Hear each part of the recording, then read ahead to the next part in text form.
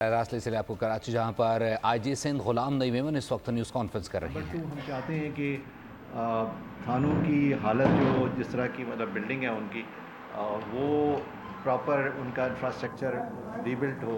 ابھی سندھ میں 31 police stations repair ہو رہے ہیں، نیکسٹ فیز میں 50 اور مزید ہوں گے۔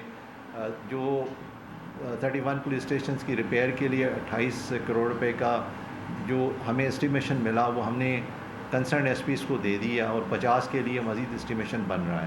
اس کے علاوہ مزید بھی چند کوئی 3-4 پولیس اسٹیشن ایسے ہیں جو over and above 31 police station سے مطلب علیحدہ ہیں۔ سیکنڈلی آپ نے دیکھا ہوگا کہ سندھ پہلا پروونس ہے جس میں گورنمنٹ آف سندھ نے 5 ارب روپے ڈائریکٹ تھانوں کو اس دفعہ ایلوکیٹ کیا۔ یہ صرف کیپیسٹی بلڈنگ جو ہم چاہتے ہیں کہ تھانوں کی ہو، کیونکہ ہماری انفورسمنٹ، ہمارا جو کرائم فائٹنگ وہ تھانے پہ، اور تھانے کو اوور دا مینی ایئرس کمزور کیا گیا۔ ہم ابھی اس کو ریورس کرنا چاہتے ہیں۔ We want to go to the basics.